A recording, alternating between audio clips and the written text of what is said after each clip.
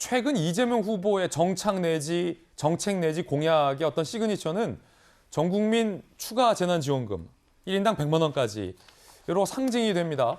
당에서는 이재명 후보의 이 정책 내지 공약에 대해서 속도를 가하고 있는 분위기입니다. 연내에 전국민 재난지원금 지급 실현 방안을 실무 논의하기 시작했다. 박완주 정책위 의장은 되든 안 되든 일단 방법을 검토 중이다. 이재명 후보 측 관계자는 대선 후보가 한다면 해야 한다. 추가 재난지원금 최소 15조 원의 재원이 필요한 상황입니다. 자, 이에 대해서 야당의 주자들은 비판하고 있습니다. 윤석열 후보는 검증도 안 되고 실현 가능성도 의문인 아무 공약 대잔치, 선별 지원해야 된다. 유승민 후보는 세금으로 매표행위다. 이분 대통령 되면 나라 곳간 거덜나는 건 한순간이다. 라고 비판하고 있는 그런 대목입니다. 일단 전용기 의원, 15조? 요거 방법 있어요? 가능해요? 충분히 가능성이 있을 것이라고 봅니다. 근데 박완주 정책위 의장이 얘기했던 것처럼 정부 측과의 협의가 필요한 부분에서는 조금 조심스럽게 접근해도 되지 않을까 이런 고민도 추가적으로 있는 것으로 보입니다. 앞서서 말씀해 주셨다시피 국민의힘도 많이 고민이 있을 겁니다. 이것이 지금 또 지지를 끌어서 또 내년 예산까지 넘어갈 것인가 아니면 지금 힘들 때 이렇게 재난지원을 지급해서 국민들을 보살펴야 될 것인가에 고민이 많을 거라고 보는데요. 사실 저는 꼭 필요하다고 생각합니다. 왜냐하면 저도 국회의원이 되기 전엔 자영업자 출신입니다. 지금 2년간의 공백이 코로나 때문에 있었다고 보이는데요.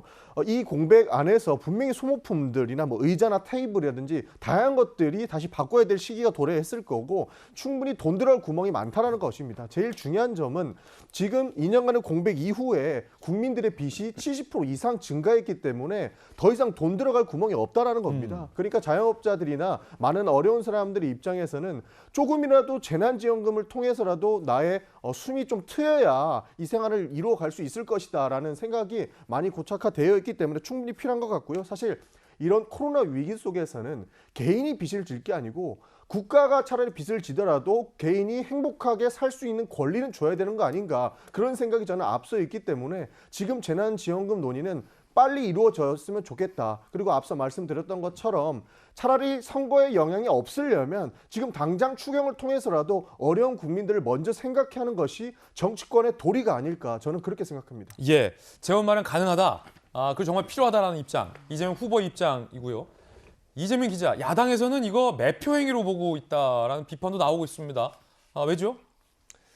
그러니까 지금 어제 한겨레 신문 사설에도 어떤 내용을 썼냐면 지금 전 국민에게 재난지원금을 뿌리는 것보다 오히려 피해를 입은 자영업자들에게 피해에 맞는 보상을 해주고 그리고 취약계층에게 집중적으로 지원하는 게 맞다 이제 이런 얘기를 합니다. 그러니까 사실 어쨌든 간에 코로나 위기 극복을 위해서 재정이 투입돼야 되고 재정이 필요하다는 건데 반대할 사람 많지 않을 것 같습니다. 다만 그 같은 재정을 가지고 15조라면 그 15조를 어디에 투입하는 게 지금 더 절실하냐 이 문제는 분명히 논쟁의 여지가 있다 이런 생각이 드는데 전 사실은 이재명 후보의 재난지원금 전국민 재난지원금 지급 문제를 보면서 어떤 생각이냐면 과연 이제 어떻게 의사소통을 해나갈 것이냐를 굉장히 유의 있게 봐야 된다 생각하는데 이재명 후보가 얘기했죠. 이건 결단의 문제다. 그리고 결단을 하면 따르는 게 관료다.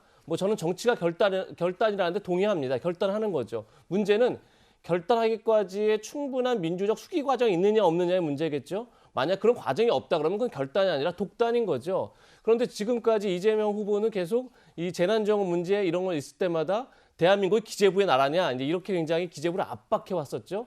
근데 의원님도 잘 알겠지만 예산안을 감액하는 건 국회 권한이지만 증액을 하거나 신규 편성하는 건 정부의 동의가 반드시 필요합니다. 그러니까 기재부의 동의 없이는 불가능한 얘기죠. 그럼 과연 이재명 후보는 기재부와 어떻게 수평적인 의사소통을 통해서 어떤 민주적 수기 과정을 거쳐서 이 문제를 정리할지가 저는 오히려 그걸 보는 게 굉장히 중요한 포인트고 예. 그걸 봤을 때 만약에 그걸 보면 이재명 정부가 들어선다면 이재명 정부는 어떤 식으로 의사결정을 할지를 예측해 볼 수 있는 굉장히 중요한 단초가 되지 않을까 싶습니다. 네.